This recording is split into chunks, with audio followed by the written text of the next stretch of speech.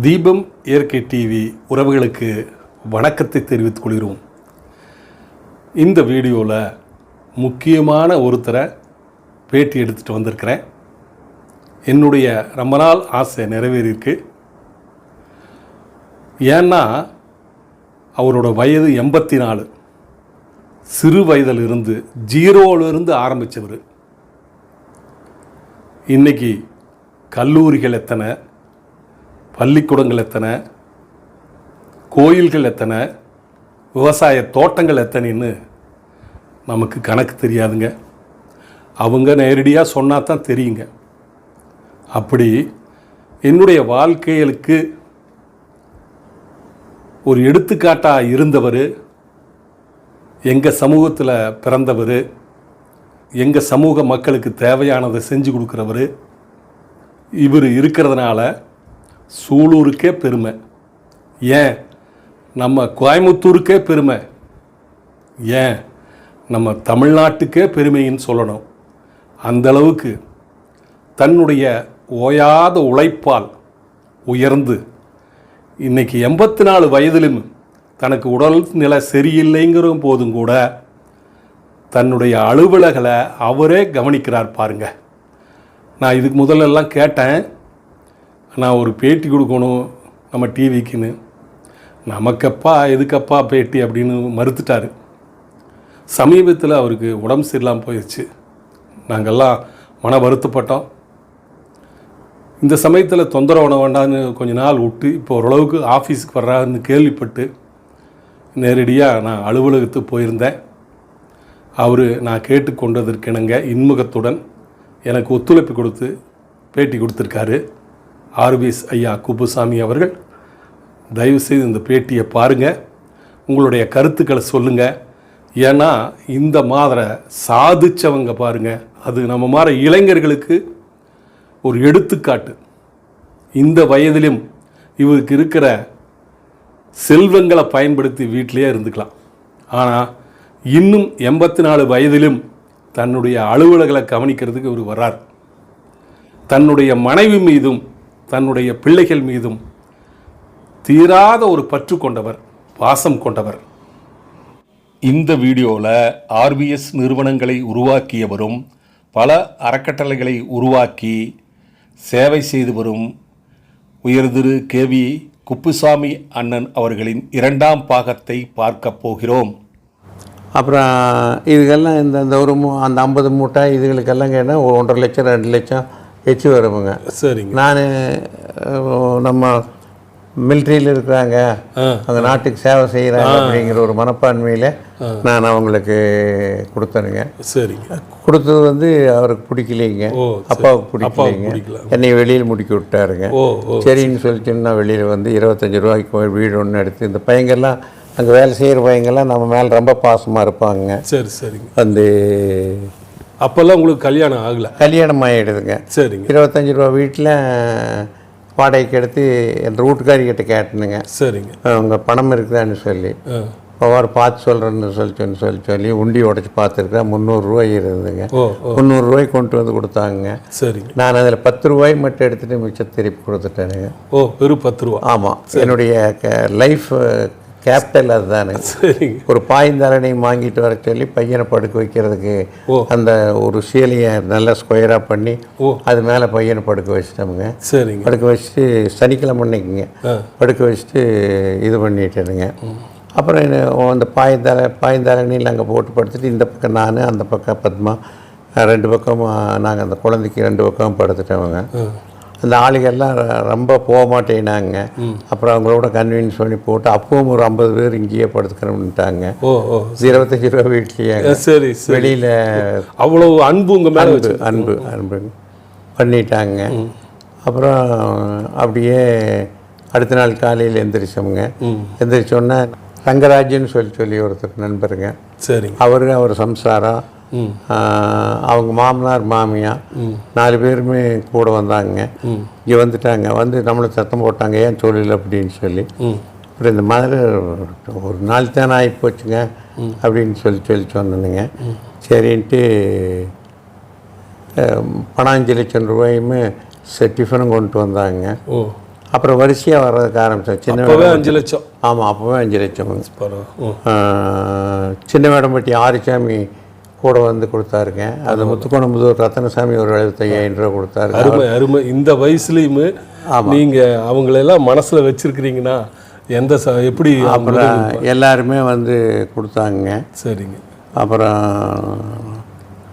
அப்புறம் எனக்காக ஆரம்பித்த மாதிரி கவர்மெண்ட்டில் இந்த யான் வந்து டெக்ஸ்டைல் மில்லேருந்து கொடுக்கக்கூடாது, அது எல்லாம் கவர்மெண்ட்டுக்கு கொடுக்கணும் அப்படின்னு சொல்லிட்டாங்க. அது எனக்கு ஒரு நல்ல பிளஸ்ஸிங் இன் டிஸ்கைஸாக போச்சுங்க. சரி. தறி 1500 தறி ஓட்டிகிட்டு இருந்தேனுங்க. 1500 தறி கூலி கொடுத்தது எங்கள் சொந்த தறி எல்லாம். 1500 லூமு, சைசிங் ஃபேக்ட்ரி எல்லாம் வச்சுருந்தேன். சரிங்க சரிங்க. அப்போ அதில் வந்து ரெண்ட்டுக்கு மாதிரி கொடுத்து ஓட்டுறீங்க? இல்லைங்க, நாங்களே எங்கள் சொந்த சைசிங் ஃபேக்ட்ரியிலேருந்து நூல் கொடுத்து நாங்களே சொந்தமாக ஓட்டுறீங்க. சொந்தமாக ஓட்டிகிட்டு இருக்கிறோம். சரி. அது போக 1500 தறிக்கு கூலி கொடுத்து வாங்குறீங்க. 3000 தறிக்கு நாங்கள் கொடுத்துட்டு இருந்தோம். ஓ சரி. நாங்கள் 2 பேரும் தான் போட்டிங்க. குமரசாமி கவுண்டரு, சோமனூர் கவுண்டருங்க. சரிங்க. அவர் நம்மளுக்கு தான் எத்தனை தறிக்கு பாகு கொடுக்குறோம்னு சொல்லி எங்களுக்கு அவர் போட்டிங்க. அந்த மாதிரி அப்படி கொடுத்துட்டு இருந்ததுங்க. அப்போ அப்படி தறியெல்லாம் வச்சு ஓட்டிகிட்டு இருந்தீங்க? ஆமாம், ஓட்டிகிட்டு இருந்து அப்புறம் சென்ட்ரல் கவர்மெண்ட்டில் இந்த மாதிரி ஆர்டர் வந்துடுது. எங்கிட்ட 1500 தறி இருக்குதுங்களே. ஏகப்பன்னு சொல்லி ஒருத்தர் 50 லட்சம் ரூபா கொண்டு வந்தாருங்க. ராம ஏகப்பன். சரிங்க. அவர் நம்ம மேலே ரொம்ப மதிப்பு வச்சிருந்தாரு. நமக்கும் மதிப்பு இருந்ததுங்க. சரிங்க. எல்லாம் நிறையா பண்ணி அது நீங்கள் பண்ணுற அந்த கடுமையான உழைப்புக்கு அது மாதிரி அவர் நூலெல்லாம் நாங்கள் எடுத்து விற்குவோமுங்க. சரிங்க சரிங்க. டெக்ஸ்டைல் மில் வாங்கி டெக்ஸ்டைல் ஒரு சில இது அப்புறம் அவங்க மேலே கேஸ் போட்டு வாங்கி பண்ணுவோமுங்க. அவங்க கொடுக்க மாட்டாங்க, அதனால் கேஸ் போட்டு எல்லாம் வாங்கி எப்படியோ எல்லாத்தையும் ஹெல்ப் பண்ணாங்க. சரிங்க. நிறையா பணம் வந்ததுங்க. சரிங்க. அப்புறம் சரின்னு சொல்லி அப்புறம் அப்படியே வியாபாரம் பண்ணிகிட்டு இருக்கிற போது திண்டுக்கல்லில் ஒரு மில் கட்டலாம் என்று எம்பி டெக்ஸ்டைல்ஸ் 25,000 ஸ்பெண்டில், நஞ்சப்பா டெக்ஸ்டைல்ஸ் 10,000 ஸ்பெண்டில் எடுத்து ரொம்ப அருமையான லாபம் வந்து கொண்டிருந்தது. அங்கே நிறையா கவர்மெண்ட்லேருந்து சப்சிடிஸ் நிறையா கொடுத்தாங்க. அதனால் நான் நல்லா மின்னுக்கு வந்தது. அப்புறம் இங்கே ஆர்ட்ஸ் காலேஜ் இதுக்கெல்லாம் ஆரம்பித்தோம் சைமல்டேனியஸ்னா. அப்போவே கல்வித்துறைக்கு வந்துட்டேனுங்க. வந்து இங்கே ஆர்ட்ஸ் காலேஜ் ஆரம்பித்தேன், அங்கே பாலிடெக்னிக் ஆரம்பித்தேன், ஒரு இன்ஜினியரிங் காலேஜ் ஆரம்பிச்சுட்டாருங்க. அதுக்கு பிறகு இதுகளுக்கெல்லாம் வந்ததுங்க. எல்லாம் நல்லபடியாக நடந்தது. அப்புறம் எங்கள் அப்பா தகப்பனாருடைய ஸ்மூத்து ரன்னிங் இருந்தது. அவர் என்னை எங்கு பார்த்தாலும் கேவலமாக பேசி கொண்டு இருந்தார். அப்புறம் அவர் நல்ல நிலைமைக்கு வந்து என்னுடைய மகன் தெய்வ பிறவி மனித பிறவி அல்ல என்று போற்றும் அளவிற்கு அவர் சொல்ல ஆரம்பித்தார். சரி. அப்படியே போட்டு மொத்தத்தில் என்னுடைய வாழ்க்கையில் எங்கள் அப்பாவுக்கிட்ட இருந்து 0வில் வெளியில் வந்தேன். சரி. 2வது மகன்கிட்ட இருந்து 0வில் வெளியில் வந்தேன். மகனுக்கு நான் இந்த யூனிட் 1 எல்லாம் கம்ப்ளீட்டாக போட்டு நான் கண்ணம்பாளையம் வந்துட்டேனுங்க. சரி சரி. கண்ணம்பாளையம் வந்து அப்புறம் இங்கே ஒரு 16 காலேஜ் ஆரம்பித்தேனுங்க. எல்லாம் நல்லபடியாக இது வந்துச்சு. என்னுடைய வாழ்க்கையில் மறக்க முடியாத நபர் நரசி துளசிதாஸ். அவர் அந்த காலத்தில் எஃப்எஸ் கோம்பர் பணம் எப்போ வந்து எது கேட்டாலும் 10 கோடி ரூபாய் வரைக்கும் எங்கிட்ட இருக்குது. அப்புறம் யாராச்சும் கொடுக்க சொன்னால் கொடுத்துருவாருங்க. சரி. அதனால் அவரெல்லாம் என்னுடைய வாழ்க்கையில் மறக்க முடியாது. சரி சரி. உங்களது வாழ்க்கையில் ரொம்ப சிரமமான சந்திச்சிருக்கீங்க, இப்போ சொல்லியிருக்கீங்க. நல்லா பீக்கில் வந்து தருணம் இது. நீங்கள் எது நீங்கள் வெற்றியாக நினைக்கிறீங்க? வெற்றியாக நான் எதுவுமே நினைக்கிறது இல்லை. கடவுள் கொடுக்குறாரு, நாம் அதை செஞ்சுட்டு வந்தோம். அதனால் நான் என்ற அகம்பாவம் இல்லை. பகவானுடைய அனுக்கிரகத்தில் நிறைய நான் வந்தேன். இப்போது இப்போ உங்களுக்கு என்ன வயசாகுங்க? எனக்கு வயசு இப்போ 84ங்க. இந்த வயசுலேயும் நீங்கள் அலுவலகத்தில் வந்து உட்காந்து வேலை பார்க்குறீங்க. ஆமாம். அதை பற்றி சொல்லுங்கள். இதுக்கு முன்னாடி அதுவும் கடவுள் இறை அருள் தானுங்க. சரி. இந்த மாதிரி பாருங்க, இப்போ 3 நாளாக லூஸ் மோஷனுங்க. சரி. எந்திரிக்கவே முடியாது. இப்பவும் எந்திரிக்க முடியல. நீங்கள் வந்திருக்கிறீங்க, பேசணும்னு சொல்லி பேசுகிறதுங்க. சரி சரி. அதனால் கடவுள் எல்லாமே கடவுள் தானே. சரி. இப்போ அவர் தான் அந்த இன்னைக்கு எந்திரிச்சு உட்கார வைக்கிறாருங்க. இப்போ 3 நாளாக பூரா கம்ப்ளீட்டாக லூஸ் மோஷனுங்க. அப்படிங்களா? ஆமாம். சரி. எனக்கு கொஞ்சம் நடக்க முடிஞ்சதுன்னு சொன்னால் நமக்கு வீட்டில் படுக்க முடியாது. உடனடியாக ஆஃபீஸுக்கு வந்துடுவானுங்க. சரி சரி. பாருங்க, உள்ளுக்குள்ள கன்ஸ்ட்ரக்ஷன் நிறையா நடந்துட்டு இருக்குதுங்க. சரி. அந்த கன்ஸ்ட்ரக்ஷன் நடந்தால் நீங்கள் அங்கேயே போய் ஸ்பாட்லேயே உட்காந்துக்குவானுங்க.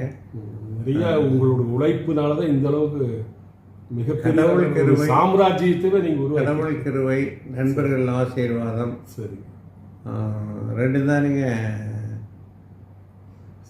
நீங்கள் இந்த கல்வி பணி செஞ்சு நிறையா கல்லூரிகளை நிறையா தொடங்குனீங்க.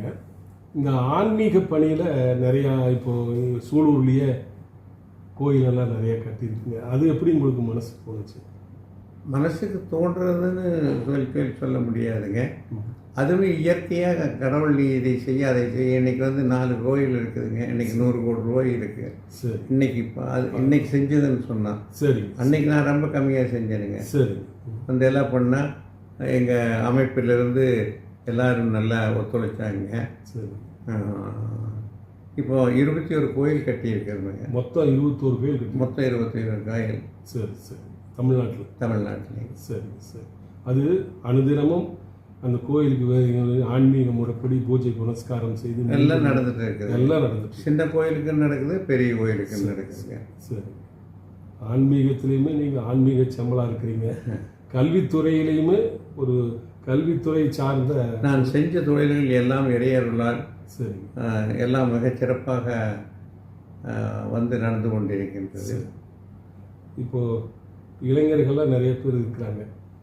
அவங்களுக்கு உங்கள் அனுபவத்தில் நீங்கள் எப்படி சொல்கிறீங்க? என்னுடைய அனுபவத்தில் என்ன, கடன் வாங்கி செய்யலாமா தொழில்? தாராளமாக கடன் வாங்கலாம். நான் கடன் வாங்கி தான் செஞ்சேன். 500 கோடி ரூபா கடன் வாங்கியிருந்தேங்க. சரி. 500 கோடி கடன் வாங்காமல் நம்ம இது பண்ண முடியாதுங்க. சரி. அது வாங்கலாம். அதை ப்ராப்பராக பண்ணணும். பேங்க்கில் வந்து எனக்கும் பேங்க்கில் டிஃபரெண்ட் ஆகிருக்குதுங்க. சரி. நான் பேங்க்காரர்கிட்ட மரியாதையாக இருந்து எல்லாம் பண்ணிட்டுருக்காங்க. ஓ சரி சரி. அவங்க கடன் வாங்கணும், செய்யும் தொழிலை தெய்வமாக நினைக்கணுங்க. அப்படி இருந்ததுன்னு சொன்னால் அவங்க எவ்வளோ கடன் வாங்கினாலுமே ஒன்று அது கடன் வாங்கலாம். ஆனால் வாங்கினா அதை கடுமையாக உழைத்து திருப்பி கட்டுற அளவுக்கு நம்ம பண்ணணும், அபிவிருத்தி பண்ணிக்கலாம். உங்கள் வாழ்க்கையில் எது கிரிட்டிக்கலாக நீங்கள் நினைக்கிறீங்க? ரொம்ப சிரமப்படுத்தின ஒரு நிறையா அது சொல்கிறதுன்னு சொன்னாக்கா மணிக்கணக்கில் சொல்லலாமுங்க. சரி. இதோ 1-2 சொல்லுங்கள் எங்கள் அனுபவத்துக்காக. அது சரி. நான் வந்து கட்டடம் கட்டி மிஷின் எடுத்து மாட்டுற ஸ்டேஜ்லேங்க. சரி. இப்போ ரிங் ஃப்ரேமுக்கு ஒரு ஸ்பிண்டலுக்கு 1000 ரூபா கூட்டினாங்க. அந்த ப்ரைஸ் எக்ஸ்கலேஷன் வந்துடுதுங்க. சரி. அந்த நேரத்தில் நான் வந்து ஆடி போகணுங்க. சரி. அந்த நேரத்தில் 2-3 இக்கட்டான சூழ்நிலை வந்துடுதுங்க. சரி. ஒன்று ரிங் ஃப்ரேம் விலை ஏறி போச்சுங்க. சரி. 2வது கம்பி வேலைகள்லாம் ஏறி போச்சுங்க. நம்ம வாண்டிலேயே ஒன்றும் பண்ண முடியாதுன்னு சொல்லி நிலைமை ஏற்பட்டுடுதுங்க. அந்த நிலைமையில் கருப்பையான்னு சொல்லி டான்சி ஜெனரல் மேனேஜர் அவரும் நம்மளுக்கு அந்த இதே பழைய எக்ரிமெண்ட் போட்ட ரேட்லேயே கொடுத்தாரு. அது ஹியூஜ் டிஃபரன்ஸுங்க. ஒன்று. 2வது கக்கர்னு சொல்லி அவர் அந்த இது ஒரு நாள் வாங்கி கொடுத்தாருங்க. ஒருவேளை ஒரு நாள் எனக்கு அதுக்கு எக்ஸம்ஷன் வாங்கி கொடுத்தாரு. ஒரு நாள் ஒரே நாள் தான். அதில் டிஃபரன்ஸ் வந்து என்ன எத்தனைன்னு சொன்னால் 4 கோடி. ஒரு நாள் வாங்கி கொடுத்ததுக்கு 4 கோடி. 4 கோடி. அந்த இது பண்ணி bank of India, bank of Tamil Nadu வந்து சேர்மேன் கிட்ட ஃபோன் பண்ணேங்க. சரி. ஐயா இந்த மாதிரி ஆகி போச்சுங்க, நான் ஐயாவை பார்க்க வரலாம்னு இருக்கிறேன், என்ன சமாச்சாரம் இந்த மாதிரி இருக்குது அப்படின்னு சொல்லி சொல்கிறதுக்கு அந்த பணம் 4 கோடியுமே உடனே நான் பேங்க்கில் சொல்கிறேன், நீ வாங்கிக்கோ அப்படின்னு சொல்லி 4 கோடி வாங்கி கொடுத்தாருங்க. சரி. அதை கொண்டு போய் கொடுத்தா அதில் வந்து ரொம்ப கிரிட்டிக்கல், தூங்கவே இல்லைங்க. சரி சரி. ஏன்னா அது நடக்காமல் இருந்ததுன்னு சொன்னால் நாம் அது கட்டாமல் இருந்தால் அந்த இதில் போட்டு நம்ம சட்டி தான் எடுத்துகிட்டு போவோம், திவாலி ஆகிருக்கும். திவாலி ஆகிருக்கும். இந்த தருணங்களை எல்லாம் கடந்து இவ்வளவு சாதிச்சிருக்கிறீங்க. அதுக்கிறதுக்கு இறைவன் வந்து இப்போ அவர் மனதில் புகுந்து கொடுக்கணும்னு சொல்லி சொல்கிறாரு. சரி சரிங்க. உங்கள் வாழ்க்கையில் எது சோகமான நிகழ்வாக நினைக்கிறீங்க? சோகம் என்ற மனைவி இறந்தது சோகம். சரி. மகன் இறந்தது சோகம். சரி. மிகப்பெரிய சோகம் என்னுடைய மகன் இறந்ததுங்க. சரி சரி. அதனால தான் நீங்கள் ரத்னவேலு சுப்பிரமணியம் ஒரு நேம்லேயே எல்லா ஸ்தாபனங்களும் அவருக்குன்னு கோயில் கட்டியிருக்கிறீங்க. உண்மையாலுமே ஒரு ஒரு மகன் மீது இந்த அளவுக்கு பாசம் வச்சிருக்கிற தந்தையை நாம் இப்போ தான் பார்க்குறேன். நான் அந்த மாதிரி மகன் மீது மனைவி மீது அந்த பத்மா காலையெல்லாம் நாங்கள் மறக்கவே முடியாது. நீங்கள் நம்ம சமூகத்தின் மீது ரொம்ப அக்கறை வச்சு தருமபுரி மாநில சபைக்கு சிறந்த பணியெல்லாம் செஞ்சு கொடுத்துருக்கீங்க. ஒருத்தர் வந்து குத்தகைக்கு இருந்து காலி பண்ணாதப்போ கூட காலி பண்ணி வச்சு அந்த மாதிரி கிரிட்டிக்கலான சமயத்துலையும் கூட நீங்கள் உதவி பண்ணியிருக்கீங்க. அது இல்லாமல் நீங்கள் இங்கே திருக்கோயிலெல்லாம் உருவாக்கி கட்டுற போது அந்த பொறுப்புகளை நம்ம சமூகத்திலிடம் கொடுத்து சபைகிட்ட கொடுத்து எல்லாத்தையும் வர வச்சு அவங்கவுங்க பொறுப்பாக செய்யணும்னு விரும்புனீங்க நீங்கள். ஆமாம். இந்த மாதிரி ஒரு எண்ணம் உங்களுக்கு எப்படி? இல்லை, நம்ம ஜாதி ஜனங்கள்லாம் ஒற்றுமையாக இருக்கணும், அவரிடம் நிறையா அவங்களுக்கு ஹெல்ப் பண்ணணும் அப்படின்னு சொல்லி நான் மனசில் பரிபூர்ணமாக நினச்சினேங்க. சரி. அதனால அவங்கள அணைச்சி கொண்டு போகலாம்னு சொல்லி அணைச்சி கொண்டு போகணும். ரைட்டுங்க. இப்போது உங்கள் வாழ்க்கையில் மகிழ்ச்சியான தருணமாக எதை நினைக்கிறீங்க? மகிழ்ச்சின்னு நம்ம வாழ்க்கையில் ஒன்றுமே கிடையாதுங்க. சரி சரி. குழந்தைங்க கூட நான் கூட அதிகமாக நாள் இருந்ததில்லை. சரி. மனைவி நான் இங்கே கூட்டிகிட்டு போனதில்லை. சரி. ஆனால் அவங்கள அனுப்பிச்சி விட்டுருவானுங்க. கண்டிப்பாக சொல்லி அனுப்பிச்சிடுவானுங்க. அதனால் மகிழ்ச்சிங்கிறது ஒன்றும் கிடையாதுங்க. சரி. உழைப்பு நம்மளுக்கு அதுதான் இந்த தாரக மந்திரம்ங்க. சரி சரி. இப்போது இந்த மாதிரி ஒரு கடினமாக உழைக்கிறீங்க, உங்களுக்குன்னு உடம்பை பாதுகாக்காமல் இருந்ததுனால தான் இப்போ சமீப காலத்தில் ரொம்ப பிரச்சனைகளை நீங்கள் செஞ்சுருக்கீங்க.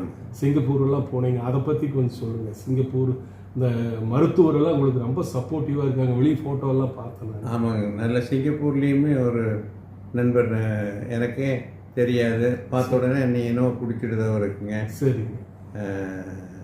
அவங்க மனைவி டாக்டர் எல்லாம் ரொம்ப பாசமுங்க. அங்கேயும் பார்த்துட்டாங்க, இப்பவும் தினமும் கேட்டுருக்குறாங்க, கூப்பிட்டுங்க எப்படி இருக்குது என்ன ஏது அப்படின்னு சொல்லி. இங்கேயும் டாக்டர்ஸ் எல்லாம் ஒத்துழைக்கிறாங்க. நாம் அவங்ககிட்ட மரியாதையாக இருக்கிறவங்க. ஸோ அவங்களும் அதை ஏற்றுக்கிறாங்க. சரி சரி. நீங்கள் ஐயா இன்னும் பல ஆண்டுகள் எங்கள் கூட இருந்து எங்களுக்கெல்லாம் உதவி எங்களுக்கு வழிகாட்டியாக இருக்கும்னு இறைவனை பிரார்த்தனை பண்ணுறேன். நிச்சயமாங்க, நான் அதே பிரகாரம் செய்வேங்க. சரி சரி. ரொம்ப நன்றிங்க ஐயா. இந்த உடனே கேட்டோன்னே தீபகி டிவிக்கு உங்களுடைய மனம் திறந்த பேட்டிக்கு ரொம்ப நன்றி. நன்றி. வாழ்க்கை விடமுடில, நீங்கள் போய் சாப்பிட்டு போங்கண்ணா. சரி.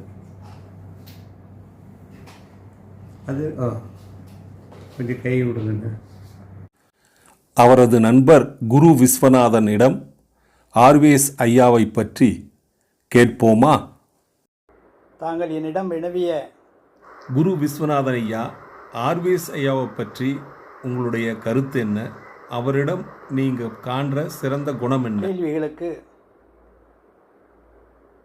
நான் பதிலுரையாக உங்களிடம் சில கருத்துக்களை பகிர்ந்து கொள்கின்றேன் ஐயா.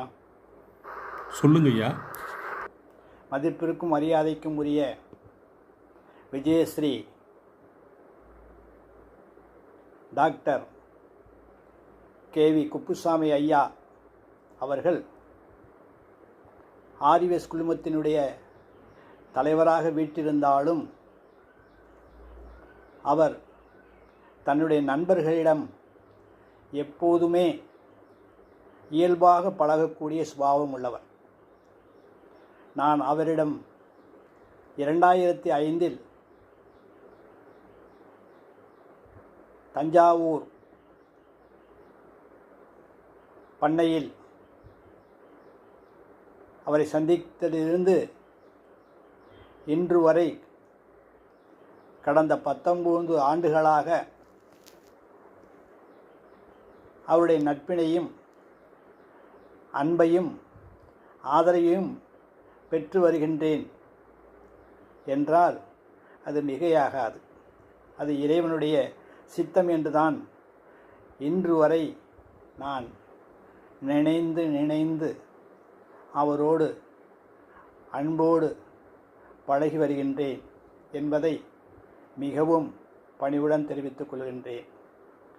ஐயா அவர்களிடம் நான் பெற்ற அனுபவங்களை தாங்கள் கேட்டுக்கொண்டதற்கு இணங்க நான் தங்களிடம் மிகவும் சுருக்கமாக சில கருத்துக்களை மட்டும் பகிர்ந்து கொள்ள மிகவும் விருப்பமும் ஆர்வம் கொள்கின்றேன் ஐயா. முதலாவதாக, தோன்றிற் புகழோடு தோன்றுக அகுதிலா தோன்றலின் தோன்றாமை நன்று என்று வள்ளுவன் கூற்றுக்கு இணங்க அவர் தன்னுடைய இளமை தொட்டு இன்று வரை தன்னுடைய 83வது வயது வரை அவர் உழைப்பு உழைப்பு உழைப்பு அயராத உழைப்பு. அது மட்டும்தான் ஐயா அவருடைய உயிர் மூச்சு, உயிர் நாடி என்று சொன்னால் அது மிகையாகாது. அதில் மிகவும் நுட்பமாக சொல்ல வேண்டிய விஷயம் என்னவென்றால், எந்த செயலை எடுத்தாலும் ஒத்தி போடுவது என்ற கூற்றுக்கே அங்கே இடமில்லை ஐயா. அதை கண்டுதான் நாங்களெல்லாம், நான் முதற்கொண்டு மற்றவர்களெல்லாம் பிரமித்து கொண்டு இருக்க வேண்டிய விவரமே விஷயமே அதுதான் ஐயா. எந்நிலையிலும் தன்னிலை மாறாத அந்த உடல் நலிவுற்ற காலத்திலும் கூட, நலிவுற்றது என்று சொன்னால் தற்காலிகமாக சில நேரங்களில் அவருக்கு உடற்சோர்வு ஏற்பட்ட காலத்திலும் கூட எந்நேரமும் சதா சிந்தையும் தன்னுடைய இந்த ஆர்விஎஸ் குழுமத்தினுடைய வளர்ச்சி பற்றியே சிந்தித்து கொண்டிருக்கக்கூடிய ஒரு மகாசித்த யோகி என்றுதான் நான் கூறுவேன். ஏனென்றால் எப்பொழுதுமே ஒரு கருத்து கூற வேண்டுமென்றால் தன்னை சுய பரிசோதனை செய்து கொண்டுதான் மற்றவரை அவருடைய ஏற்றம் என்ன என்பதை பற்றி சொல்ல அருகதை இருக்கும் என்பது என்னுடைய தாழ்மையான கருத்தையா. அந்த வகையில் அவர் நண்பர்களிடமும் மற்ற ஏழை விவசாயிகளிடமிருந்து பணியாளர்களிடமிருந்து உயர அந்தஸ்து உள்ள IAS அதிகாரியாலும் சரி,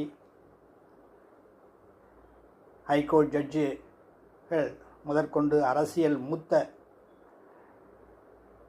தலைவர்களானாலும் சரி, எல்லோரிடமும் அவர் சரிசமமாக அந்த அன்போடு பண்போடும் பழகக்கூடிய ஒரு பாண்டித்தியம் பெற்றவர் என்று தான் நான் கூறுவேன். அது ஏன் என்று கூறுகின்றேன் என்றால், பலவான் எப்பொழுதுமே பணிவாக இருக்க சாத்தியமில்லை. அது இயற்கையானது. அதில் விதிவிலக்கு என்று சொன்னால் அனுமாரை பற்றி ஸ்ரீ அனுமாரை பற்றி கூறலாம். எதற்கு அந்த கூற்றை சொல்லுகின்றேன் என்று சொன்னால், மிகவும் பராக்கிரம் படைத்த ஒரு கதாபாத்திரம் ஸ்ரீ ராம ஹனுமான். அந்த ராமபக்த ஹனுமான் இருக்கின்றாரே, அவர் விட பராக்கிரமிக்கவன் எவனும் கிடையாது. அதுபோல அவரை போன்று ஒரு பணிவான தன்மை உடையவன் எவரும் கிடையாது என்ற இரு துருவங்களை கொண்ட குணாதிசயங்களை கொண்ட ஒரு கதாபாத்திரம்தான் ஸ்ரீ ராமபக்த ஹனுமான் என்று நான் படித்ததை உங்களுக்கு நினைவூட்ட கடமை கொண்டுள்ளேன். அந்த வகையிலும் இவரை ஏன் நான் என்று சார்ந்து அதை கோடிட்டு காட்டுகின்றேன் என்று சொன்னால், அந்த வகையில் இவர் நம்முடைய அன்பிற்கும் பண்பிற்கும் உரிய ஐயா அவர்கள் கீழ் பணியாற்றும் பணியாளர்களிடமும் சரி, ஏற்கனவே சொன்ன உயர் இந்த உலகத்தினுடைய உச்சத்தை தொட்டவர்களுடைய நட்பினை பெற்றிருந்தாலும் கூட அனைவரிடமும் சரிசமமாக பழகக்கூடிய ஒரு தன்மை என்பதற்குத்தான் இதை நான் மேற்கோள் காட்டினேன்.